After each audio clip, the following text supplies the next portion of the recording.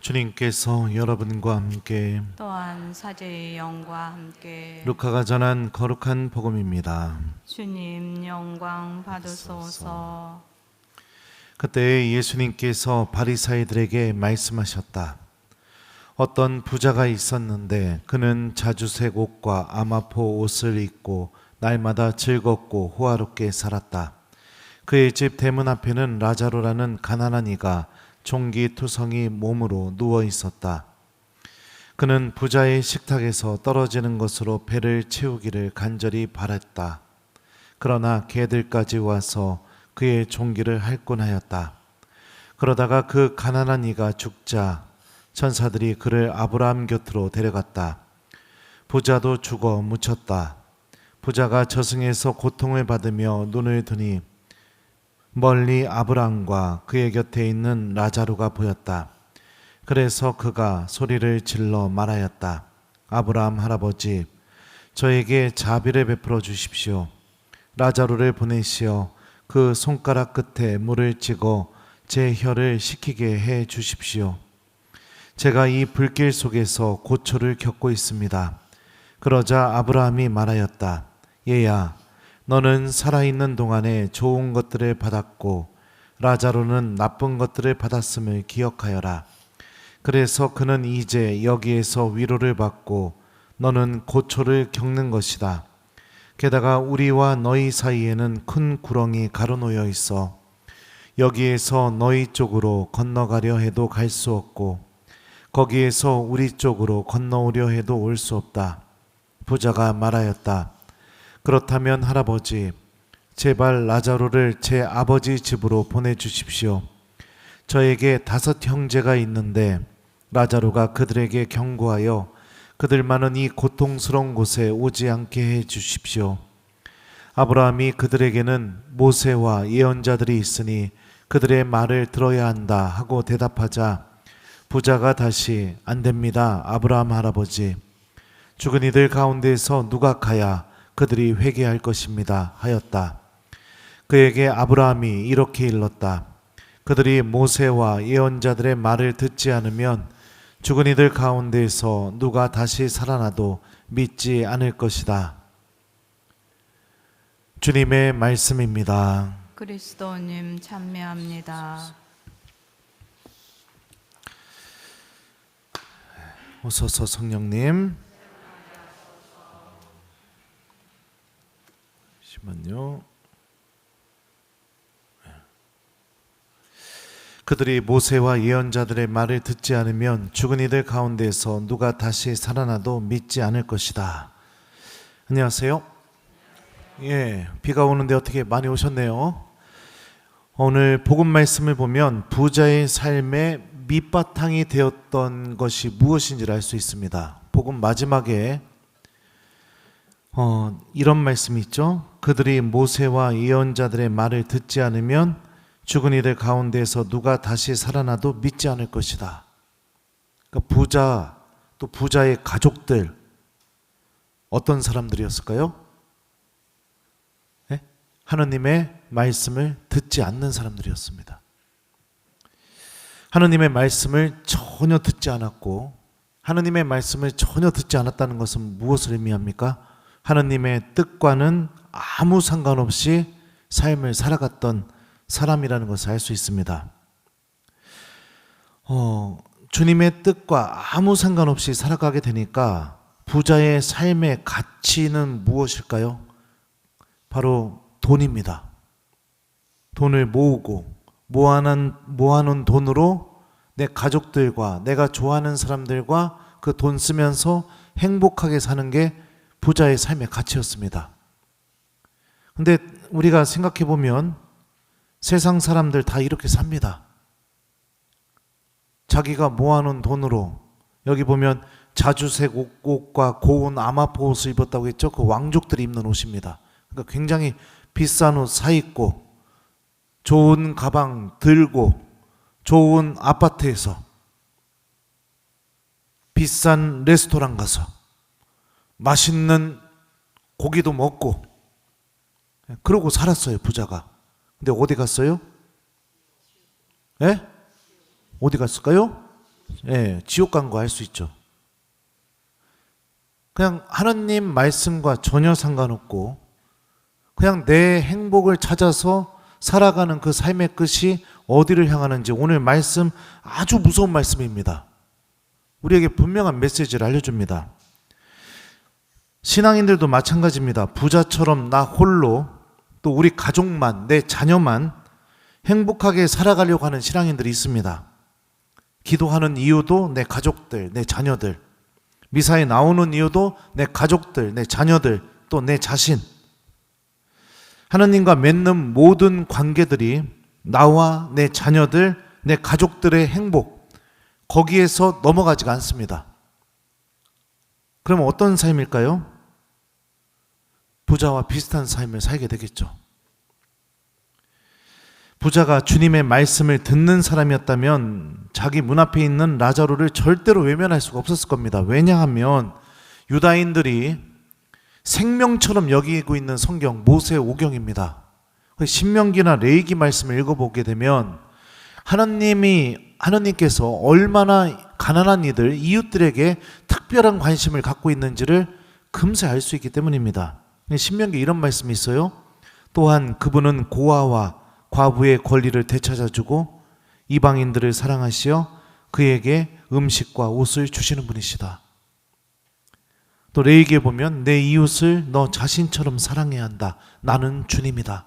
이거 말고도 많은 말씀들이 있습니다. 이웃들의 불행 앞에서 외면하지 말라는 말씀. 그리고 특별히 가난하고 소외된 이들에게 사랑을 실천해야 된다는 말씀. 그런 말씀들이 많이 있죠. 예수님께서는 제가 몇 번 얘기했을 겁니다. 우리를 구원하기 위해 구유의 아기의 모습으로 오셨습니다. 가난한 이의 모습으로 오셨다는 것을 의미하죠. 그리고 아기의 모습으로 오셨다는 것은 우리가 아이와 관계를 맺으려면, 좋은 관계를 맺으려면 내 시간, 내가 갖고 있는 돈, 나의 관심, 마음, 사랑 무엇이든지 그 아이에게 주어야만 그 아이와 좋은 관계를 맺을 수 있습니다. 나에게 와서 안기고 달려오고 좋아해주고, 왜 그런 일이 벌어질까요? 많이 그 아이에게 무엇인가를 주면 그런 일이 벌어져요. 예수님께서 아기의 모습으로 오셨다는 것은 무엇을 의미합니까? 우리가 나누어 주는 사람이 되어야만 하느님과 깊은 관계를 맺을 수 있다는 것을 의미합니다. 그래서 마태복음을 보면 심판의 기준을 이렇게 말합니다. 내가 진실로 너희에게 말한다. 너희가 내 형제들인 이 가장 작은 이들 가운데 한 사람에게 해준 것이 바로 나에게 해준 것이다. 나누어 주는 사람이 되는 사람만 예수님과 함께 하느님 나라에 들어갈 수 있다는 것을 마태복음에서 얘기하죠. 부자는 하느님의 말씀을 듣지 않았고, 그리고 자신의 그 말씀이 있어야 할 자리에 무엇을 채웠느냐? 돈으로 채웠습니다. 가난한 이들의 얼굴 안에서 예수님의 얼굴을, 하느님의 얼굴을 바라보는 능력도 잃어버렸고, 가족들에게는 호화롭게 잔치 벌이고 비싼 옷 사 입고 다 가능하지만 가난한 이들에게, 하느님에게는 지금으로 따지면 1,000원짜리 한 장도 아까워하는 겁니다. 5,000원짜리 한 장도 아까워하는 겁니다. 그렇게 이웃에 대한 무관심으로 파놓은 눈에 보이지 않는 구렁이 라자루와 부자 사이에 생기게 되었고요. 그 구렁은 어떻게 됩니까? 죽어서도 그대로 그 구렁이 존재하게 되죠. 아브라함은 부자에게 이렇게 말합니다.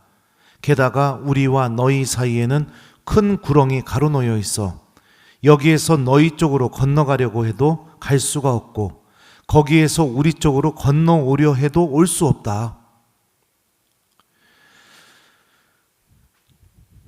여러분들은 어떤 사람입니까? 믿음을 통해 어떤 게 변화가 되고 있습니까? 믿음을 통해서 우리가 제일 먼저 변화되어야 되는 것 중에 하나가 뭐냐면 우리가 나눔을 시작하는 사람이 되어야 된다는 모습입니다. 나의 가족만을 위해서, 내 자녀만을 위해서, 또 나만을 위해서, 내 부모만을 위해서 하느님은 우리들의 믿음이 그렇게 내가 쳐놓은 그냥 나하고 상관 있는 사람들만을 위해서 믿음이 자라기를 바라지 않고 계십니다. 무심코 지나가는 이웃들의 얼굴 안에서도 하느님의 얼굴을 바라보기를, 또 길거리에 앉아있는 가난한 이의 얼굴에서도 예수님의 얼굴을 바라보기를 주님께서는 바라고 계십니다. 오늘 일독서를 보게 되면 이렇게 말씀하시죠. 사람에게 의지하는 자와 쓰러질 몸을 제 힘인 양 여기는 자는 저주를 받으리라. 그의 마음이 주님에게서 떠나 있다. 사람들에게 의지하고 자신의 몸, 자기 자신만을 힘으로 여기는 사람 어떻게 된다고요? 저주를 받는답니다. 왜냐? 마음이 주님에게서 떠나 있으니까요.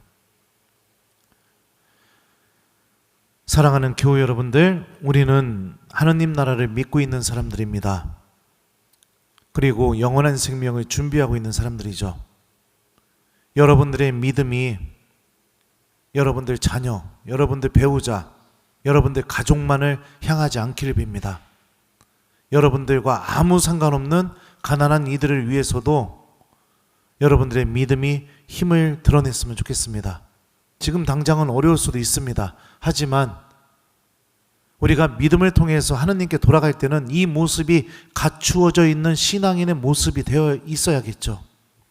심판의 기준도 그러니까요. 주님의 말씀이 도와줄 겁니다. 오늘 일독서에서 하느님께서도 이렇게 말씀하셔요. 그러나 주님을 신뢰하고 그의 신뢰를 주님께 두는 이는 복되다. 그는 물가에 심긴 나무와 같아 제 뿌리를 시냇가에 뻗어 무더위가 닥쳐와도 두려움 없이 그 잎이 푸르고 가문해에도 걱정 없이 줄곧 열매를 맺는다. 특히 시편 1편에서 물가에 심겨진 나무, 이 비유는 어떤 사람을 빗대고 있냐면요, 밤낮으로 주님의 가르침을 되새기고 주님의 법을 공부하고 뜻을 새기는 이를 빗대어서 시편 1편에서도 이 표현을 같이 사용하고 있죠. 하느님의 말씀을 잃어버리면 마음의 자리는 돈밖에 차지 않습니다. 그리고 그 돈이 만들어 놓은 내가 사랑하는 사람들만 사랑하는 행복, 우리를 구원으로 절대로 인도해 주지 못하는 내가 사랑하는 사람들만 사랑하는 행복, 내가 사랑하는 사람들만을 위해서 하는 기도, 그 안에 그냥 우리 마음을 가두어 버리죠. 주님께 되돌아가는 사순식이죠. 그렇다면 우리가 또 어떤 것을 되돌아보고 회개하며 주님께 되돌아가야 될까요?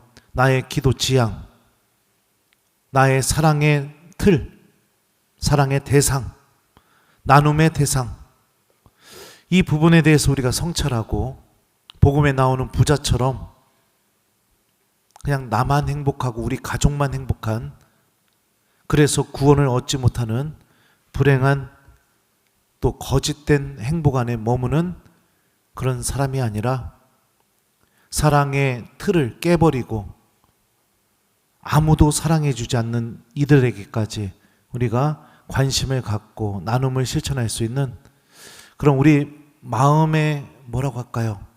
사랑의 경계에 대한 회개, 이게 필요한 사순식이겠죠.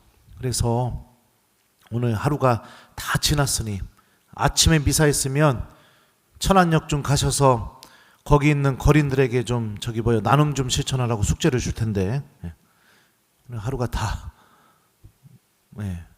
끝났으니 어떡합니까? 이 숙제를 이거 실천해야 되는데.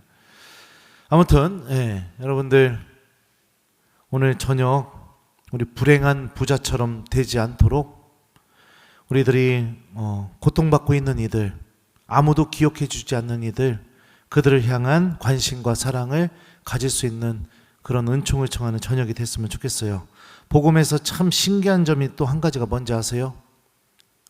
복음은 부자의 이름에 대해서 기억하지 않고 있다는 사실입니다. 근데 부자의 집 앞에 있던 그 거지 같은 라자로는 이름을 기억하고 있어요. 두 번째, 복음은 부자의 죽음에 대해서 전혀 관심이 없습니다. 복음에서 뭐라고 표현할까요? 부자의 죽음에 대해서요?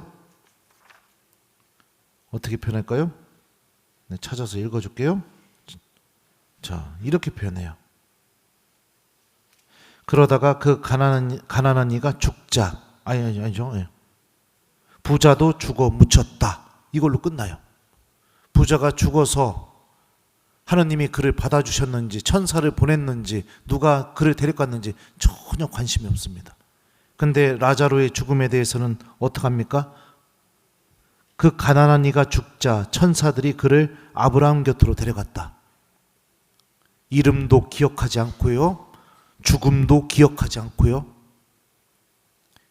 물 한 방울도 허락하지 않고 있습니다. 참 무서운 표현들이죠. 그죠? 그러니까 우리 기회가 될 때마다 나눔을 실천했으면 좋겠어요.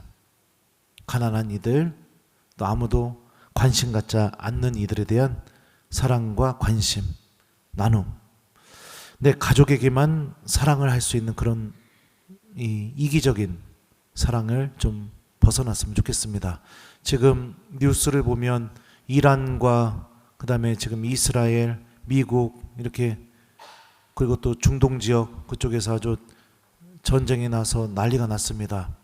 오늘 저녁 숙제는 그 전쟁으로 고통받는 이들을 위해 우리가 좀 기도하는 저녁이 됐으면 좋겠습니다. 그래서 나의 기도가 내 자녀들, 내 가족들, 나의 건강, 이 틀을 뛰어넘어서 고통받는 이들을 위해 기도할 수 있는 그런 저녁, 그리고 이번 사순시기 때 기회가 된다면 주변에서 가난한 이들을 만난다면 그들에게도 나눔을 실천하는 그런 사순시기를 꼭 보내봤으면 좋겠어요. 숙제는 전쟁으로 고통받는 이들을 위해 기도하는 저녁이 되기, 이거를 숙제로 드립니다.